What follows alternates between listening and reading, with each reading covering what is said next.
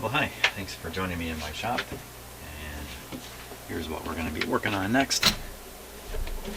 A Philco record player. I've never seen a Philco record player other than this one. I've already had a chance to do a little bit of work on it. Not much. But you've got a new cartridge in there. So, but nothing else has been done, and I believe he's a Hummer, not too surprising, and the mechanics are probably in need of the usual maintenance. So let's give it a go here. We'll just check it out. See what's up.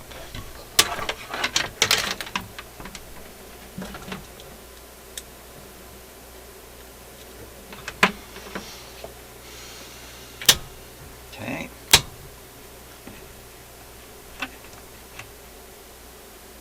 We'll switch it on. Here we go. Oh, I saw the motor kind of jerk there a bit. Oh, it's right in the middle of the automatic operation here. Let's let it finish. Probably going to shut itself off here. Yeah, so we'll turn it back on. Well, I can hear the motor buzzing away in there. It sounds like bearing noise in the motor. Almost no power in this thing. No traction. And I can hear the motor. Can you hear the motor speed changing? Listen carefully as I slow this down.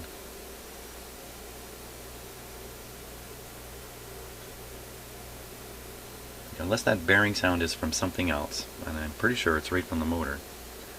The traction's good enough that I'm dragging the motor down. That means the motor hasn't got much power. Hey, wait a minute, I got this on restricted power. Let's give it the full shot here.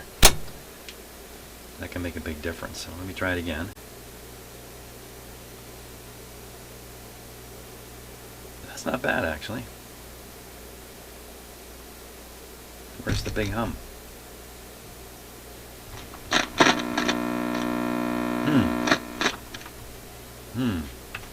Yeah, right. Hum only when the voltage is, when the volume's turned up. So it could be when I put the cartridge in, I haven't got the wires right down here. And plus, this is a mono player, and that's a stereo cartridge. And it actually has 4 wires in the arm. Kind of got me as to why that would be. Uh-oh.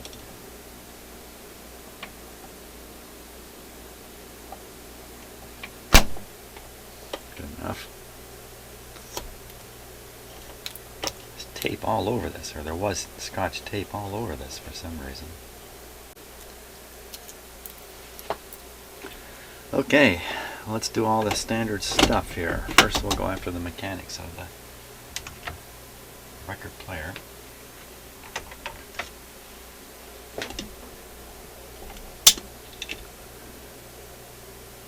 Okay. These E-clips have a way of disappearing apparently in my shop. I'm putting this one right here.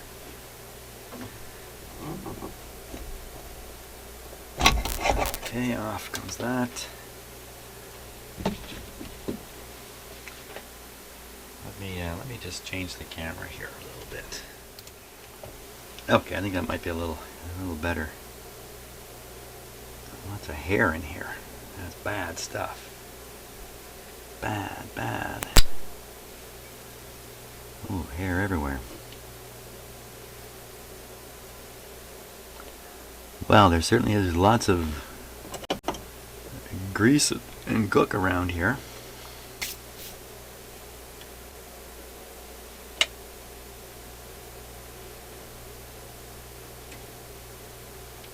The motor's not turning very well. What I'm doing is I'm giving it a little bit of a spin and then seeing what the momentum does with it. Yeah, it's stopping pretty quick. So we'll do a little lubrication on that, of course. Let's take this guy off. And what about these? Okay, so these plates are stuck here. they're glued, so they're going to have to come off also.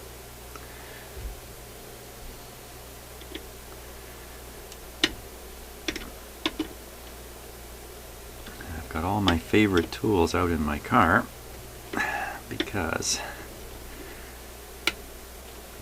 I was working on the jukebox I take care of in a restaurant here in Pickering.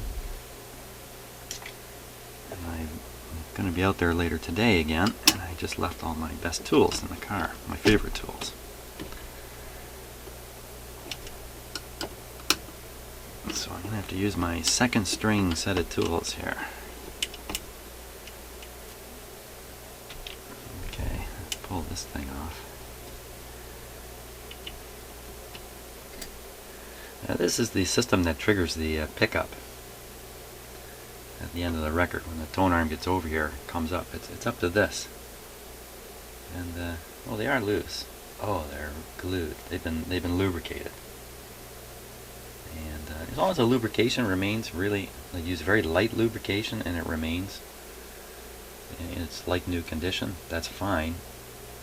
But it's best to not oil these guys up and clean them up. That's tough too, cleaning that out of there. But we're going to have to try to get some of that out of there. That's for sure. And that came off nice, and lots of lubrication. It's all yucky though, hooky gucky stuff. Hair everywhere here. And we'll try the turning. That turns. So when I first played it, and it was a little sluggish, and part of that was because I was restricting the supply voltage to the unit. It struck me that the drag point was in the motor, and that could still be the case. Or it's one of those deals where everything is adding a bit of drag, and the end result is there's no power left to operate the machine. So let's get rid of this stuff here. And all this hair. Ugh. Oh boy. That's the most hair I've ever found inside one of these.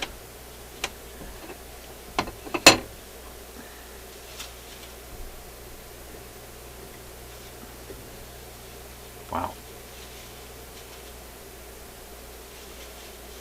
I should study up on my forensics here.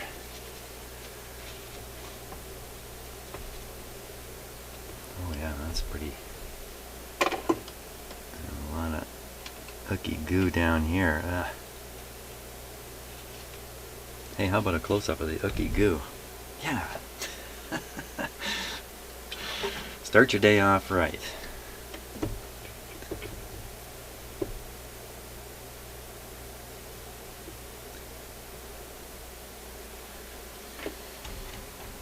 Bear with me in just a moment here.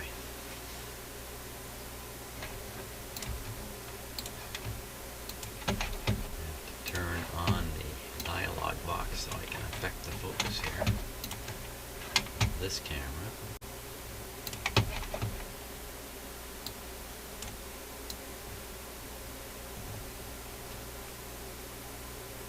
There we are.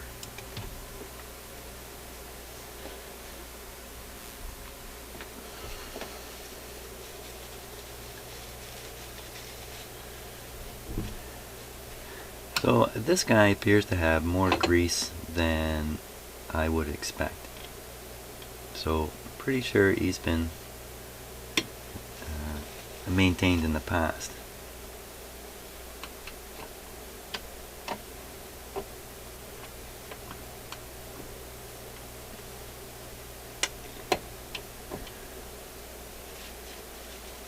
This is like picking the hair out of your vacuum cleaner head.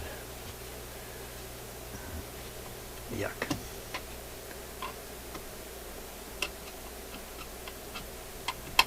Wow. Of course, the hair can get pulled into little cracks and crevices and jam stuff up. Personally, most of my hair problems are over with.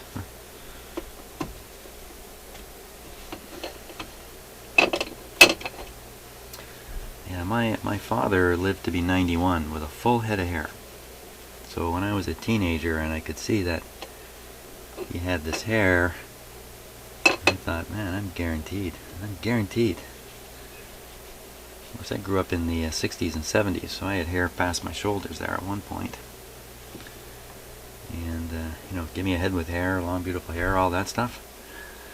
And I was getting my hair cut when I was about 20. And the person cutting my hair said, "Oh, you're thinning out on top." I said, "What? What do you mean thinning out on top? My dad's got a full head of hair. How can I be thinning out?" She goes, "Oh, well, you don't look at your father. Does your mother have any brothers?" I almost broke into tears. Yeah, she has one pretty much jet bald brother. So apparently that's the key. You look at your mother's brothers to judge what's going to happen to your own hair. So I had to face facts. The hair was gone.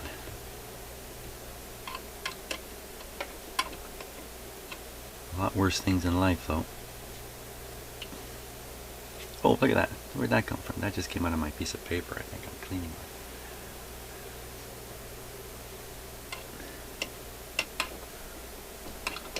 Wow.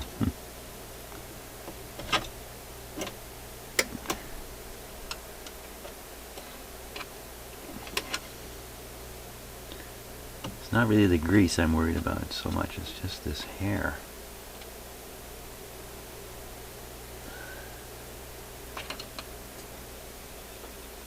You can see it a lot better in the camera than I can see it. Once again, I've got a ringside seat for my semi-blind work here.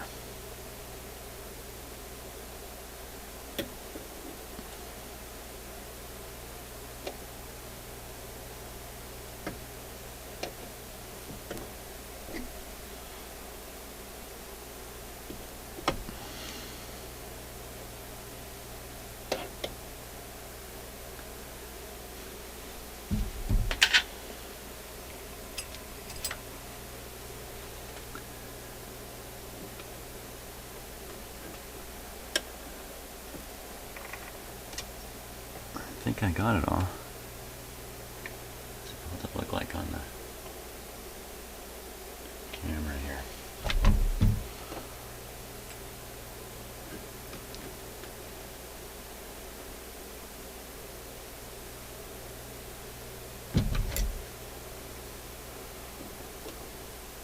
No.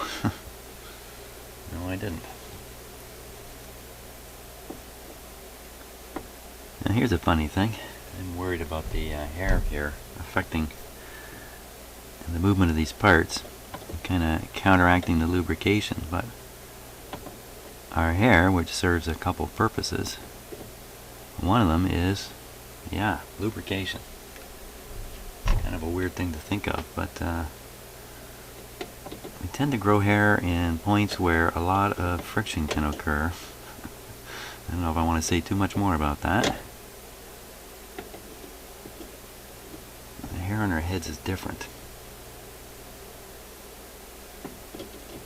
if you have any. And I'm not sure these actually close properly. Right at the tip. No, see, they don't.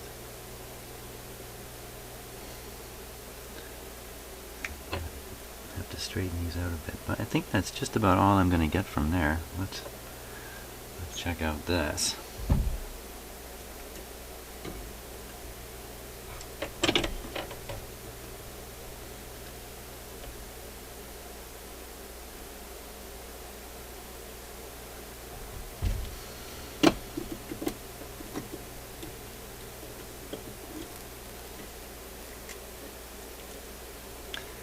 I think the main thing about this bearing here is not so much the reduction of friction and stuff like that, because the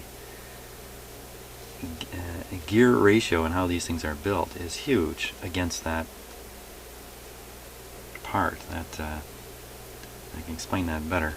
When you're driving the platter from outside on the rim, you're using the idler wheel here, that's an awful lot of force onto the middle here. And if the middle part, because of the leverage involved, the middle part here isn't as lubricated as it could be, and it's pretty easy for the motor to overpower it.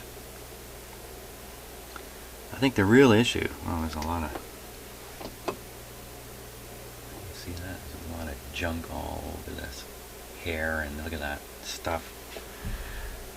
Normally, I think the real issue with this center thing is transmission of rumble and noise from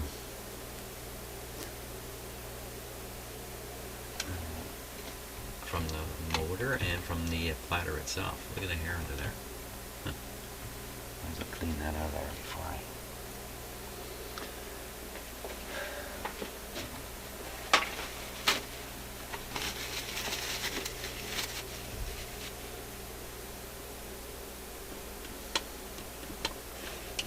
There's our rubber washer here. This is part of the sound insulation or rumble insulation in there. Isolation. Maybe isolation's a better word. And it's minimally effective in this kind of a turntable. I mean, these are not high fidelity, not by today's standards, that's for sure. So the rumble is a very low frequency. The player itself can't reproduce it all that well. Certainly if you had you hook something like this into your big stereo, it's easier said than done, but if you did, wow, I think you'd be really pretty disappointed with the result. You'd be listening to the motor running, the idler, if it has any bumps on it, just about everything. But in the little speaker that's in here and the amplifier and its own restrictions, no, you can't hear some of the problems.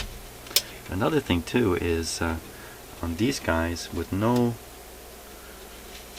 music playing, like no, if you don't actually, oh, look at the dust in here. Wow. I'm gonna have to vacuum that. There's hair everywhere. Like, where was this? Did somebody keep it in their bedroom maybe, or is this the hair salon music machine at one point? Jeepers.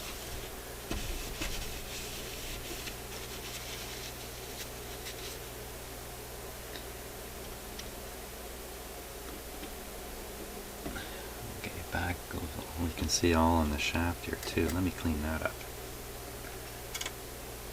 I think I'll use a little alcohol on that.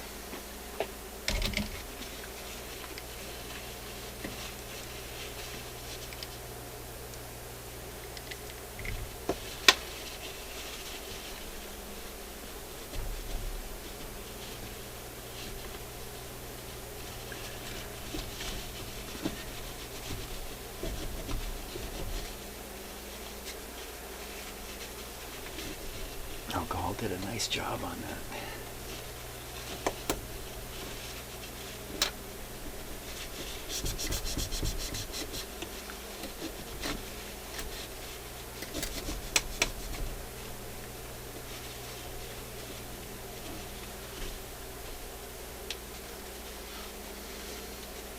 I'm just going to hit this with the vacuum cleaner now before I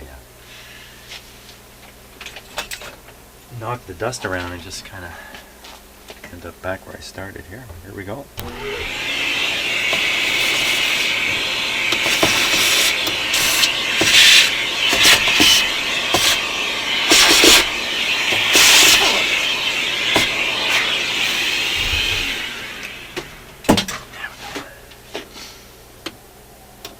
Okay, I'll start putting this platter bearing back together. Now what about the bearing itself?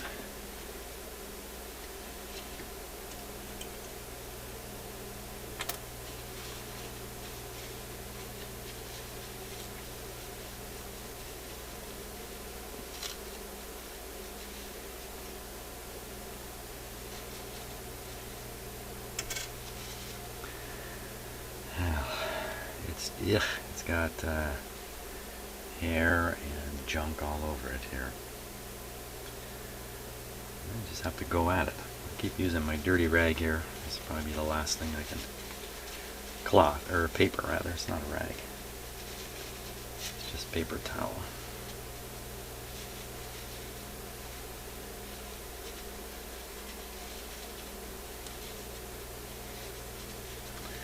Okay, I want to dig out the old. I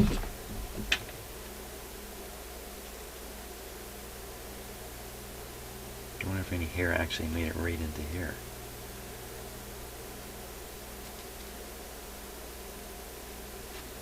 I think there are little bits and pieces of hair in there.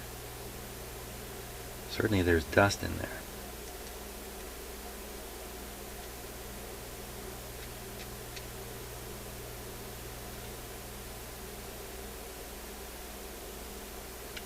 It's terribly black too, and you gotta wonder, was this stuff black when they put it in rather? Or did it go black again from just dirt and grime getting in there?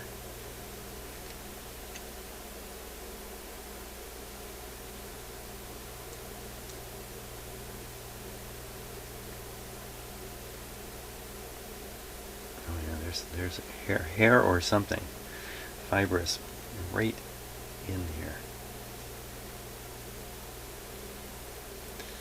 I'll do a rough job here and then we'll take a look under the.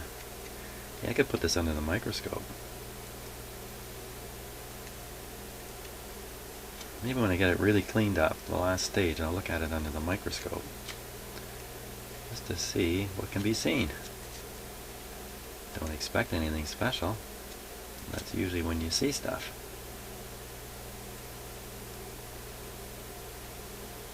Okay, so I've picked out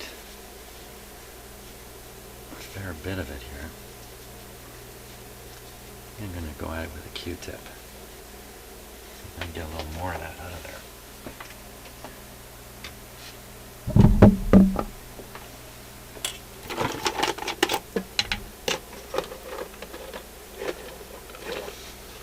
Hey, what happened to the bed radio I was working on? If you're watching my videos in order, you're trying to keep up with me, then you know I've spent a fair bit of time on this a bed lamp radio is what it's officially called. A lullaby bed lamp radio. And it's definitely putting up a fuss.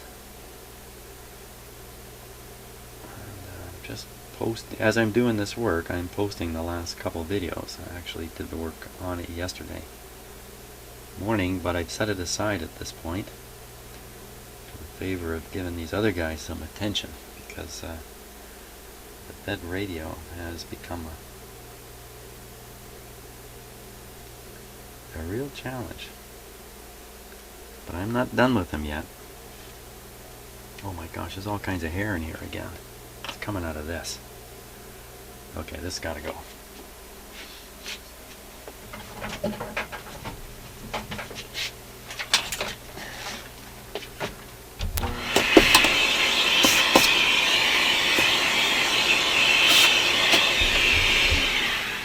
Oop, I almost sucked up that washer there. That wouldn't have been good. I shouldn't put these on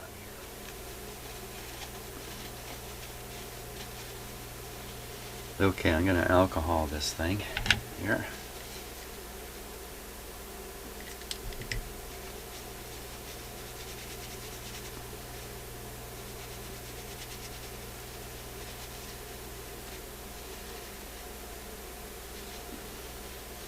We'll look at it with the close-up camera and we'll see what we can see, and then we'll take a look under the microscope and see what it is we were missing, if anything. There's nothing wrong with this part. I'm just doing this because I'm curious. I'm looking for excuses to use my microscope.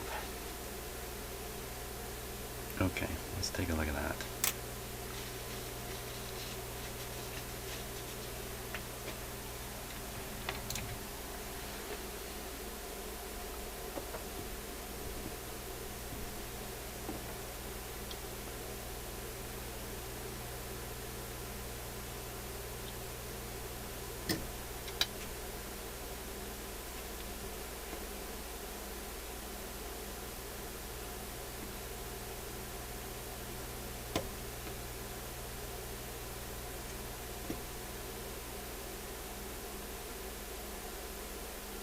Well, I don't see anything special. Perfect. Let me get us set up on the microscope here.